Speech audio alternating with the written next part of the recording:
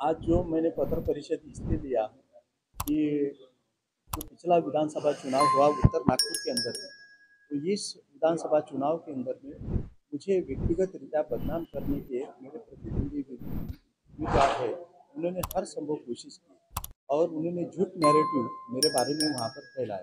सबसे पहला नैरेटिव ये है कि मैं बौद्ध समाज का न होते हुए मैं हिंदू हो और मातंग समाज से संबंधित हूँ। हालांकि ये जो प्रचार है पिछले 10 सालों से वो कर रहे हैं, हर चुनाव के अंदर में वो कर रहे हैं, लेकिन इस बारी से भी जो किया है मैंने मेरे समाज के सामने समाज को मैं कौन हूँ ये अच्छी तरह से बात मैं मेरा धर्म जो है मेरा धर्म बौद्ध है और मैं महाजाति से संबंधित हूँ जो कास्ट वैलिडिटी से मुझे मिली है। तो मैं अनुसूचित जाति का हूँ और महार जाति का हूँ और बौद्ध धर्म ये मेरा धर्म है। मेरे पिताजी ने और माताजी ने 1956 के अंदर में 14 अक्टूबर को नागपुर की दीक्षा भूमि में आकर दीक्षा ली थी और मेरे स्कूल के सर्टिफिकेट के ऊपर में भी जात के कॉलम में बौद्ध लिखा हुआ है। लेकिन वैलिडिटी जब मुझे मांगने की बात आई तो मुझे वैलिडिटी महार जाति की मिली जो अनुसूचित जाति के अंदर में। ये सबसे पूरा जो नैरेटिव है उन्होंने इस बारे से सेट किया है और पिछले 10 साल से वो चल रहा है।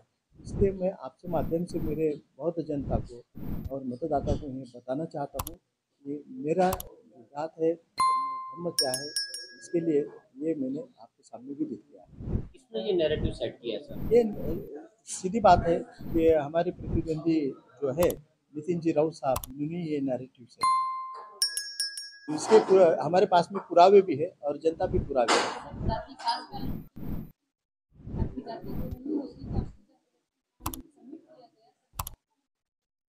हाँ सही बात ऑलरेडी मतलब रिजर्व है। हाँ रिजर्व यानी इसके लिए कि नहीं पिछले 2019 के चुनाव में धर्म कुमार पाटिल नाम के एक उम्मीदवार थे बीएसपी से, उन्होंने ऑब्जेक्शन दिया था कि डॉक्टर नितिन मानी की जाति बाहर नहीं है और ये जाति का दाखिला दिया गया है वो झूठ है। तो उन्होंने जो छाननी जो है कम से कम 1 घंटे के लिए उन्होंने बंद रखी थी। तो उस वक्त हमारे जो चुनाव अधिकारी जो थे उन्होंने मेरी कास्ट वैलिडिटी को वेरीफाई किया, मेरे कास्ट सर्टिफिकेट को भी वेरीफाई किया जहाँ से वो मिले थे और वहाँ से एक एक कॉपी उनके ऑफिस से उन्होंने मंगाया और जो मुझे वैलिडिटी दिया है वो उसके डॉक्यूमेंटेशन और पुरावे क्या थे उसको भी उन्होंने मंगवाया और तब कहीं जाके छाननी समिति ने मेरा अर्जी जो है ओके किया और तब भी वो धर्म कुमार पाटिल तो बोले आपको जो भी कुछ करना है अभी कोर्ट में जाइए, मेरे हिसाब से ये कास्ट वैलिडिटी सर्टिफिकेट सच है और जो भी मुझे पुरावे लगते थे वो मैंने मंगा लिए। इसके अलावा आपको क्या कुछ कहना है जो कहना है उससे संतुष्ट नहीं है। मुझे यही है कि चुनाव जीतने के लिए आदमी ने अपने पक्ष का प्रचार करके चुनाव जीतना चाहिए, ना कि कोई अपना प्रतिद्वंदी उम्मीदवार है तो उसको ऐसे निचले स्तर के ऊपर में बदनाम करना चाहिए। और मुझे डमी उम्मीदवार कहा गया। अब मेरे चुनाव प्रचारक जो थे मिस्टर वीरेंद्र कुकरेजा जी थे, अब वो अपने व्यवसाय से बिल्डर है लेकिन वो मेरे प्रमुख सारथी थे इस चुनाव के अंदर में और उन्होंने मेरा चुनाव अच्छी तरह से लड़ा। मुझे 1 लाख मतदान देने के अंदर में ये हमारे पक्ष के सभी कार्यकर्ता और हमारे चुनाव संयोजक और प्रभारी की प्रमुख भूमिका रही। तो उसके अंदर में भी मुझे डमी उम्मीदवार कहने का उन्होंने प्रयास किया और प्रचार किया।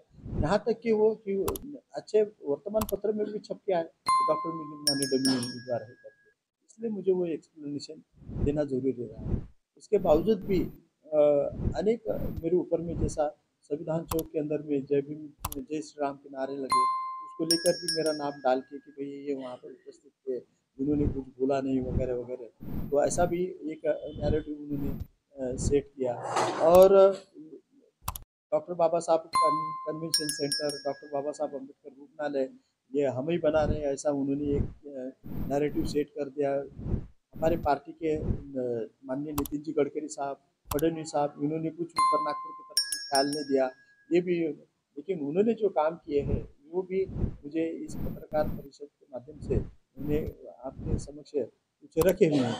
तो जेल से भी छुड़ाया है, जेल से कोई उन्होंने छुड़ाया नहीं, आदरणीय हमारे बनते सुरेश ससाई जी है, उन्होंने एक्चुअली मुझे जेल से छुड़ाने के लिए आर आर पाटिल साहब तब के गृह मंत्री जो थे उनको विनंती किया था और उनके आदेश के ऊपर में आर आर पाटिल साहब के आदेश पे मुझे जेल से छोड़ा गया।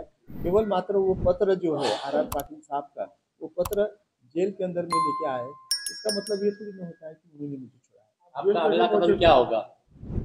मेरा अगला कदम कुछ नहीं, अभी पार्टी के आदेश के ऊपर में सब कुछ बातें निर्भर रहती है। हमारा कुछ का कुछ नहीं होता है, पार्टी जो हमें आदेशित करेंगी वैसा हम आगे